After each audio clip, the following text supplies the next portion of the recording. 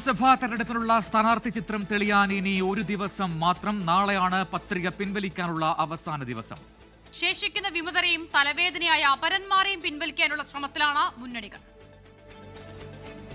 കുട്ടനാട്ടിലെ UDF സ്ഥാനാർത്ഥി റെജി ചെറിയാന് ആശ്വാസം. അനിശ്ചിതത്വങ്ങൾക്കൊടുവിൽ റെജി ചെറിയാന്റെ നാമനിർദ്ദേശ പത്രിക സ്വീകരിച്ചു.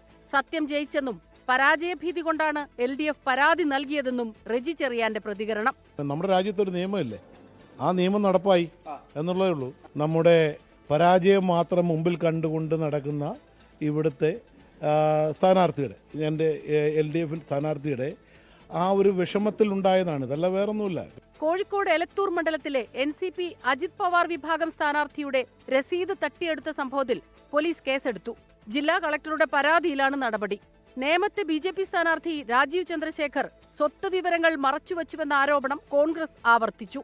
രാജീവ് ചന്ദ്രശേഖറിനെതിരെ പരാതി കൊടുക്കാൻ LDF തയ്യാറായില്ലെന്നും വിമർശനം. ശക്തമായിട്ട് തന്നെ കോൺഗ്രസ് ഈ വിഷയത്തിൽ ഒരു കേസുമായി നീതിപീഠത്തെ സമീപിക്കാനുള്ള തീരുമാനം എടുത്തു കഴിഞ്ഞു. ഒരു തുണ്ട് കടലാസിൽ പോലും ഒരു പരാതി കൊടുക്കാൻ, രാജീവ് ചന്ദ്രശേഖരനെതിരെ പരാതി കൊടുക്കുവാൻ LDF തയ്യാറല്ലായിരുന്നു. കണ്ണൂർ തോട്ടട പോളിടെക്നിക് കോളേജിൽ UDF സ്ഥാനാർത്ഥിയും SFI പ്രവർത്തകരും തമ്മിൽ വാക്കുതർക്കമുണ്ടായി.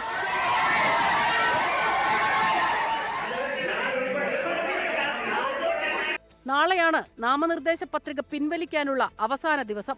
ഇതിനിടെ വിമതരെയും അപരന്മാരെയും പിൻവലിക്കാനുള്ള ശ്രമവും തുടരുകയാണ്. Election desk 24.